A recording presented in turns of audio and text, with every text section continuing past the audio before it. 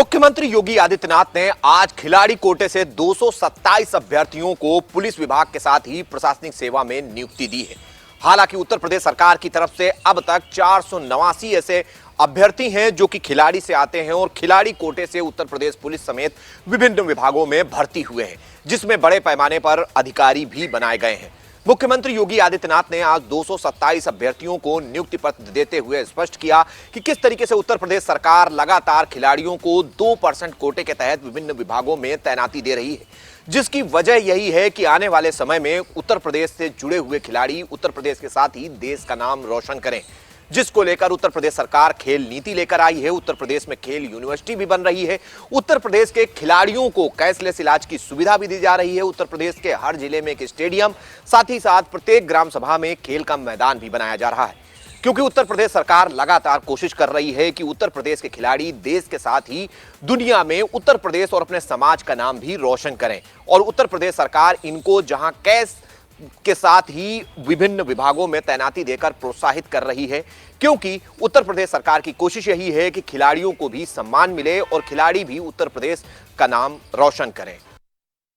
केंद्रीय मंत्री स्मृति ईरानी अमेठी दौरे का आज तीसरा दिन है, जहां पर वो गेस्ट हाउस से निकल करके सबसे पहले मगरौली गांव गई और वहां पर उन्होंने लोगों से मुलाकात किया और लोगों से जनसंवाद किया। जिस तरह से केंद्रीय मंत्री स्मृति ईरानी लगातार अमेठी में गांव-गांव जा रही हैं और विकास की बात कर रही हैं, वहीं लोगों से मुलाकात कर रही हैं, लोगों की समस्याओं का निराकरण भी कर रही हैं। तो सीधी तौर पे एक बात कहा जा सकता है कि जिस तरह से 2024 का चुनाव नज़दीक आ गया है, जिसको लेकर के केंद्रीय मंत्री स्मृति ईरानी लगातार सक्रियता दिखा रही हैं।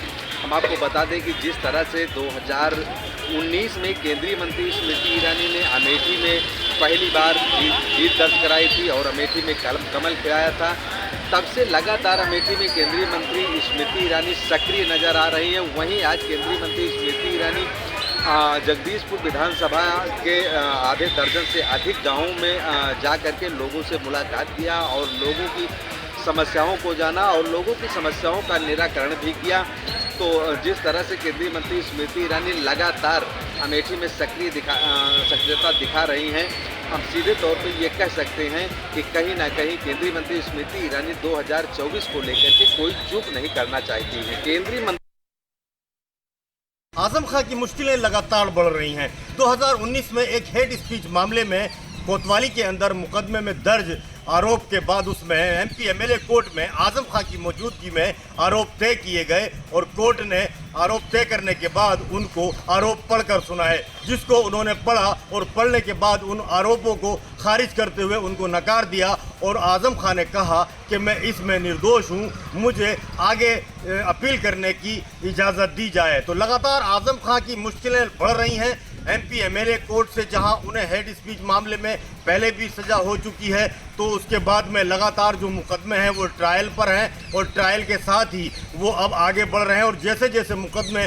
तय होते जा रहे हैं, आजम खां की मुश्किलें लगातार बढ़ रही हैं और बढ़ने के साथ ही समाजवादी पार्टी भी इस ओर जो है वो ज़्यादा दिलचस्पी दिखाती नज़र नहीं आ रही है। आजम खां चूँकि 250 से अधिक मामलों में उनका परिवार घिरा है, 100 के लगभग आजम खां के ऊपर मुकदमे दर्ज हैं, जिसमें हेड स्पीच मामले के अलावा भी और बहुत सारे मामले हैं।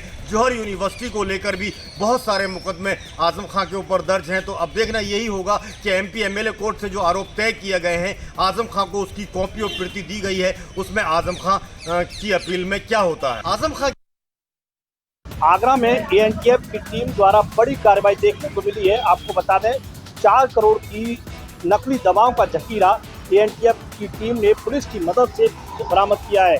इसके साथ साथ 4 लोगों को भी गिरफ्तार किया है। बताया जा रहा है कि ये काफ़ी लंबे समय से एक जगदीशपुरा क्षेत्र में काफ़ी लंबे समय से संचालित हो रही थी व्यक्ति, और यह कारोबार आगरा के पार्सल विभाग के माध्यम से अन्य राज्यों में बड़ी मात्रा में खपत होती थी।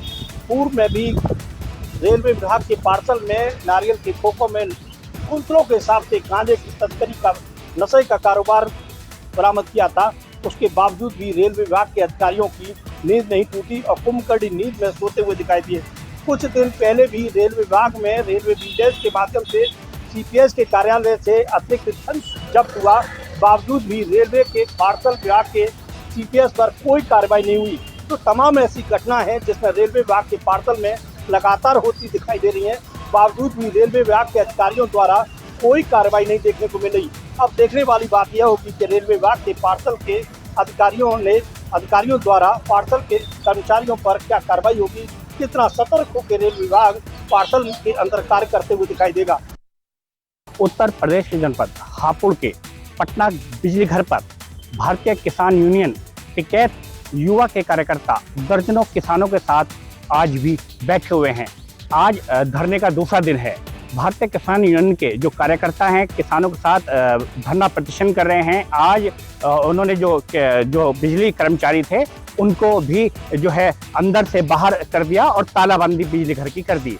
किसान यूनियन के कार्यकर्ताओं का कहना है कि बिजली कर्मचारी किसानों का व आम लोगों का उत्पीड़न कर रहे हैं। रात के अंधेरे में सुबह 3 बजे तक ये लोग छापेमारी करते हैं और जो इनको पैसे दे देता है उसके खिलाफ कोई कार्रवाई नहीं करते। उसके अलावा जो लोग कमज़ोर हैं, जो लोग गरीब हैं, उनके ऊपर 1.5-2 लाख रुपए के ये लोग पेनल्टी लगा देते हैं। किसान यूनियन के जो जिलाध्यक्ष हैं युवा के टिकैत के, उनका साफ तौर पर कहना है कि उनके पास काफ़ी ऐसे सबूत हैं जिन पे उनकी ऑडियो और वीडियो भी है। हालांकि अभी आज दूसरा दिन है धरने का और कोई भी बिजली कर्मचारी इनके पास इनकी जो मांगे हैं उनको सुनने के लिए नहीं आया है। तो कहीं ना कहीं बिजली विभाग के जो है इस मामले को दबाने में लगा हुआ है या बिजली विभाग इनको जो है मनाने में अंदरूनी खाने जुटा हुआ है और इनके सामने आने को तैयार नहीं है। 2024 को लेकर लगातार सभी पार्टियां अपनी कमर कस रही हैं। बीएसपी सुप्रीमो मायावती ने जहां लखनऊ में रहकर उत्तर प्रदेश के पदाधिकारियों के साथ बैठक की, हालांकि आज वो दिल्ली में थी और इस दौरान उन्होंने चंडीगढ़, पंजाब और हरियाणा के प्रदेश स्तर के पदाधिकारियों के साथ ही जिला स्तर के पदाधिकारियों के साथ भी बैठक की, जिसमें विभिन्न जिलों से आए पदाधिकारियों से उन्होंने फीडबैक लिया और कई महत्वपूर्ण निर्देश पार्टी पदाधिकारियों को दिए हैं। हालांकि इस दौरान पार्टी के नेशनल कोऑर्डिनेटर आकाश आनंद भी मौजूद रहे। बीएसपी सुप्रीमो लगातार आकाश आनंद को आगे बढ़ा रही हैं। यही एक वजह है कि हर बड़ी बैठक में आकाश आनंद अब धीरे धीरे नजर आ रहे हैं। बीएसपी सुप्रीमो मायावती ने एक महत्वपूर्ण बात कही कि चाहे वो लोकसभा का चुनाव हो या फिर 5 राज्यों में होने वाले विधानसभा चुनाव हो, वो समय से पहले हो सकते हैं। सर्वजन हिताय सर्वजन सुखाय के तहत पार्टी के जनाधार को आगे बढ़ाएं। मतलब एक बिल्कुल स्पष्ट संदेश बीएसपी सुप्रीमो की तरफ से दिया गया कि केवल दलितों पर फोकस ना करें बल्कि दूसरी जातियों को भी साथ लेकर आगे बढ़ें और कोशिश करें कि बेहतर ढंग से चीजें आगे बढ़ाई जाएंगी। राजधानी लखनऊ के जानकीपुरम थाना क्षेत्र के एक बंद हुए घर में लाश मिली है। लाश मिलने के कारण पुलिस विभाग में हड़कंप मचा है। आसपास के लोगों की माने तो घर के अंदर से दुर्गंध आ रही थी, जिसकी सूचना पुलिस को दी गई। जब पुलिस ने घर खोलकर देखा तो 33 वर्षीय पंकज नामक युवक की लाश बरामद हुई है। मौके पर फॉरेंसिक टीम भी जांच की है और जांच करने के बाद नमूने को कलेक्ट किया गया है। फिलहाल देखना होगा कि पंकज की किन परिस्थितियों में मौत हुई है या हत्या की गई है। पुलिस कई पहलुओं पर पड़ताल कर रही है। आसपास के लोगों से भी पूछताछ कर रही है कि क्या पंकज के साथ उस घर में और कोई रहता था या फिर पंकज अकेले घर में मौजूद थे। हालांकि जिस तरीके से लाश की हालत वर्तमान समय में दिखाई पड़ रही है, उससे ये अंदाजा लगाया जा सकता है कि पंकज की मौत कई दिनों पहले हुई थी। लाश धीरे धीरे सड़ना शुरू हो गई थी। अब देखना होगा कि फॉरेंसिक टीम को मौके से क्या कुछ अहम दस्तावेज, क्या कुछ अहम साक्ष्य बरामद होते हैं, जिसके बाद आगे की कार्रवाई की जाएगी। चांदा रोड पर एक सड़क हादसा हो गया। दरअसल 3 वर्षीय मासूम प्रियांशु अपनी नानी के साथ जब सड़क पार कर रहा था तो सामने से आ रही तेज रफ्तार ट्रक ने उसको रौंद दिया। तो वहीं इसके बाद मौके पर ही उस प्रियांशु की मौत हो गई। स्थानीय लोगों की वजह से किसी तरह से ट्रक वाले को पकड़ा गया और उसको पकड़ करके बैठाया गया। तो वहीं स्थानीय लोगों ने पुलिस को सूचना दी, जिससे पुलिस ने मौके पहुँच करके उस ट्रक ड्राइवर को पकड़ा और शव कब्जे में लेकर के पोस्टमार्टम के लिए भेज दिया है। इसके साथ ही घर प्रियांशु के घर मरने के बाद से ही घर में मातम पसरा हुआ है। प्रियांशु चूँकि इकलौता लड़का था और उसकी एक बहन थी। वहीं मां नीलू का रो रो कर बुरा हाल है चांदा रोड पर। मानसून आगमन के साथ ही उत्तराखंड में भारी बारिश का सिलसिला जारी है। पहाड़ में करीब 100 छोटी बड़ी सड़कें बंद हैं, जिन्हें खोलने का प्रयास जारी है। तो गढ़वाल व कुमाऊं मंडल के 6 जिलों में भारी बारिश के आसार हैं। मौसम विभाग की माने तो चंपावत, देहरादून, हरिद्वार, चमोली, उत्तरकाशी और नैनीताल जिलों में आज भी रुक रुक कर मध्यम से अधिक भारी बारिश के आसार हैं। मौसम विभाग का अनुमान है कि एक पश्चिमी विक्षोभ का जो दबाव है वो उत्तराखंड के निकट बना हुआ है, जो कि लगातार बारिश दे रहा है। इस भारी बारिश के कारण जहां सामान्य जनजीवन प्रभावित है, वहीं सड़कें बंद होने से भी लोगों को परेशानियों का सामना करना पड़ रहा है। कल पिथौरागढ़ के दूरस्थ धारचूला तहसील में बादल फटने की घटना भी सामने आई, जिसका मार्ग अभी तक बंद है। मौसम विभाग की माने तो चारधाम यात्रा पर जा रहे लोगों को मौसम विभाग के अलर्ट के मद्देनजर यात्रा प्रस्तावित करनी चाहिए और जिन जगहों पर भारी बारिश का अलर्ट है वहां यात्रा करने से बचना चाहिए। मुंबई में बरसात के साथ खड्डे भी हर साल देखने को मिलते हैं और इस वक्त मैं सांता क्रूज के नए ब्रिज पर मौजूद हूँ, जो कि ये ब्रिज 2 महीने पहले ही चालू हुआ है। इसकी निधि लगभग 645 करोड़ रुपए के आसपास थी और इसके बाद अभी इसका हालात आप देखेंगे कि कैसे यहाँ पर जगह जगह पर इस ब्रिज पर खड्डे हैं और इस खड्डों को लेकर प्रशासन ने दावा किया था कि इसके खड्डों को लेकर भरने की तैयारी शुरू की गई है, लेकिन आप देखिए कि यहाँ पर जो रेती है वो डालकर यहाँ से चले तो गए, लेकिन ये खड्डे वापस से आ गए हुए हैं। अब इसका जवाब कौन देगा कि यहाँ पर जो करोड़ों रुपए की निधि खर्चा हुई है, ये आखिर किस तरीके से निधि खर्चा हुई है और इस पर मनपा प्रशासन क्या ध्यान दे रही है। MMRDA के इसकी जवाबदारी बनती है कि इस ब्रिज को चालू हुए 2 महीना हुआ है, लेकिन अभी इसकी हालात आप देखिए कि पॉट होल्स की वजह से यहाँ पर हादसा हो सकता है और अगर हादसा हुआ तो इसका जिम्मेदार आखिर किसे हम ठहराएंगे। अब ये महानगर पालिका और MMRDA से न्यूज़ वन इंडिया सवाल करता है कि इसको कब दुरुस्त किया जाएगा और 645 करोड़ रुपए आखिर इस ब्रिज को बनने में गए हैं, तो ये 645 करोड़ रुपए आखिर कहाँ गए। बिजनौर शहर के निजामतपुरे में आज दीवार गिरने से मासूम बच्ची की दर्दनाक मौत हो गई। जी हां, आपको बताते चलें, बिजनौर में 2 दिन से हो रही बारिश कहीं न कहीं कहर बरपा रही है। कल बिजनौर में सड़क में फंसी नहर के पानी द्वारा बस जो देहरादून से लखनऊ जा रही थी, उसे थाना परवानी ने बड़ी मेहनत कर क्रेन से बाहर निकलवाया था और कहीं न कहीं दीवार व मकान गिरते नजर आ रहे हैं। आपको बताते चलें, बिजनौर में कल एक बहुत बड़ा मामला भी देखने को मिला था, क्योंकि पानी एक गांव में भर गया था और 10 गांव का पानी बंद हो गया था। फिलहाल बारिश बिजनौर में कहर बरपा रही है, उसका सीधा असर आज फिर एक देखने को मिला, जिसमें एक बच्ची की जान चली गई। बिजनौर के निजामतपुरे गांव में आज बच्ची खेल रही थी और अचानक बारिश इस कदर हो रही थी कि कच्ची दीवार होने के कारण वो बच्ची के ऊपर दीवार गिर गई और बच्ची की मौत हो गई। कहीं ना कहीं बारिश कहर बनी हुई है और लगातार बिजनौर में बारिश हो रही है। अगर बात की जाए बारिश की, तो बारिश ने कितनी जनहानि और हानि की है, ये तो तभी पता चल पाएगा जब लगातार टोटल ये जब बारिश रुक जाएगी, तभी मौके पर कितनी मौत हुई है, कितनी हानि हुई है, या कितना नुकसान हुआ है, तभी पता लग पाएगा। झांसी में स्कूल बना तालाब ननिहाल हो रहे हैं परेशान, नहीं पहुंच पा रहे हैं स्कूल। आपको बता दें कि झांसी जिले के बंगरा ब्लॉक का ये पूरा मामला है। यहाँ पर मगरवाड़ा के प्राथमिक विद्यालय में पढ़ने वाले सैकड़ों की संख्या में छोटे छोटे बच्चे स्कूल नहीं पहुँच पा रहे हैं, क्योंकि यहाँ पर जो स्कूल है और स्कूल का जो प्रांगण है, वहाँ पर जल की निकासी न होने के कारण स्कूल तालाब बन गया है। कई फीट तक स्कूल में पानी भर गया है, जिसको लेकर कई बार बच्चों के अभिभावकों ने ग्राम प्रधान सहित अधिकारियों से शिकायत की है, लेकिन उनकी शिकायत पर आज तक कोई सुनवाई नहीं हुई है और वहाँ से जल निकासी का कोई प्रबंध नहीं कराया गया है। वहीं आपको बता दें कि स्कूल प्रशासन भी इसको लेकर बेहद परेशान है। जो स्कूल के टीचर हैं वह भी किसी तरीके से स्कूल पहुँच रहे हैं और उन्हें भी बेहद परेशानी का सामना करना पड़ रहा है।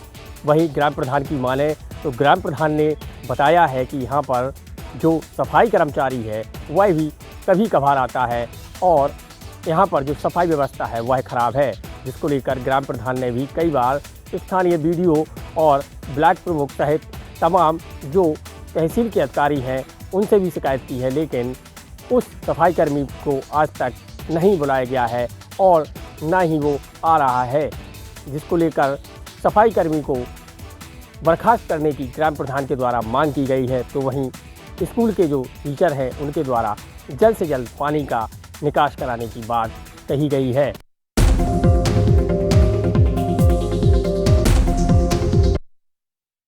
कुशीनगर में बाढ़ की विभीषिका से बचाने के लिए सरकार के द्वारा लाखों करोड़ों रुपए प्रत्येक साल खर्च किए जाते हैं, लेकिन यहाँ पर ये बजट केवल कागज में ही सिमट कर रह जाते हैं। अभी हाल की बात करें तो नदी में थोड़ा सा उफान आया कि नहीं, तब तक यहाँ पर 20 मीटर एक नोज ही धंस गया। पूरा मामला कुशीनगर जनपद के हनुमानगंज का है, जहाँ पर एक नोज बना था जो 20 मीटर तक वह नोज धंस गया। हालांकि अभी कुछ दिन पूर्व ही जल शक्ति मंत्री स्वतंत्र देव सिंह के द्वारा इसी नोज का निरीक्षण भी किया गया था और जो जिले के संबंधित जिम्मेदार हैं और विभाग के लोग हैं उनकी पीठ भी उनके द्वारा थपथपाई गई थी। लेकिन आप इससे सहज अंदाजा लगा सकते हैं कि यह हल्की बारिश और हल्की बाढ़ नदी में आने की वजह से यह नोज धंस गया। किस तरह से यह जो है कि 20 मीटर तक यह नोज धंस गया और इसको लेके जिले के अधिकारी अपनी पीठ भी थपथपाए और जो मंत्री हैं वो भी उनकी पीठ थपथपाने में कहीं कोर कसर नहीं छोड़े। हालांकि मैं आपको आगे भी दिखाना चाहता हूँ कि किस तरह से यह नदी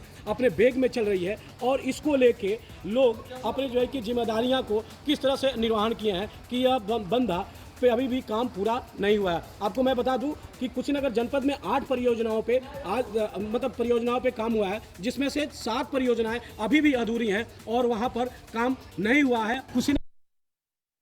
सिद्धार्थनगर जिले के शौहरतगढ़ कस्बे में संचालित हॉस्पिटल जनहित एंड फ्रैक्चर क्लिनिक पर शौहरतगढ़ के MYC RJ सिंह ने लगातार मिल रही शिकायतों के बाद वहां पर छापेमारी की।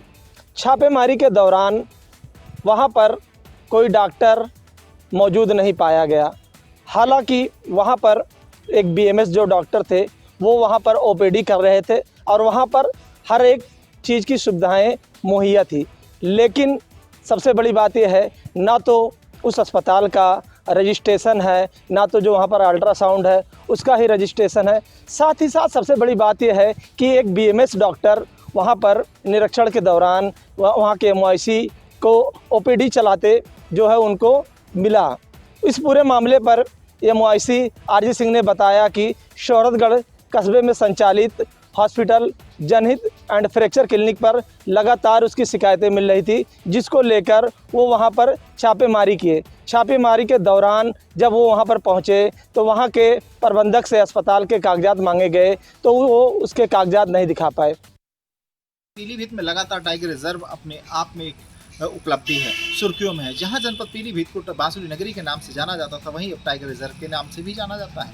वहीं अगर हम जनपद पीलीभीत के टाइगर रिजर्व की बात करें तो यहाँ जो है बेहतर जलवायु होने के साथ, पानी की व्यवस्था बेहतर होने के साथ, ग्रासलैंड होने के साथ ही यहाँ के जो वन्य जीव हैं उनके लिए जो है काफ़ी सहूलियत है। जिसके लेकर के अगर हम बात रिजर्व की करें तो यहाँ पर वन्य जीवों की तो टाइगर की जो संख्या है वो भी पिछले 4 साल में 44 से 65 के आसपास हो गई। वहीं अगर हम यहाँ के हिरण की बात करें तो वो भी 7500 से बढ़ करके लगभग 25,000 से अधिक उनकी संख्या हो गई है हिरण की। तो लगातार जिस तरह से यहाँ पर्यटकों के लिए टाइगर रिजर्व अपने आप में उपलब्धि है, वहीं यहाँ की ग्रासलैंड और यहाँ की हरियाली से यहाँ वन्य जीवों का लगातार वहाँ पे जो है इंक्रीजमेंट हो रहा है, लगातार जो है वहाँ पर संख्याएं बढ़ती नज़र आ रही है। वहीं आपको बता दें जैसे ही हिरणों की संख्या बढ़ी है तो वहाँ जो शिकारी हैं वो भी अपने आप पे बाज नहीं आ रहे हैं, लगातार जंगलों में जाकर शिकार करने की कोशिश कर रहे हैं। वहीं इसको लेकर के वन विभाग ने पूरी तरह से मुस्तैदी के साथ उन ऐसे शिकारियों को रोकथाम के लिए भी प्रबंध किए हैं जिससे कि वन्य जीव की हत्या न की जा सके।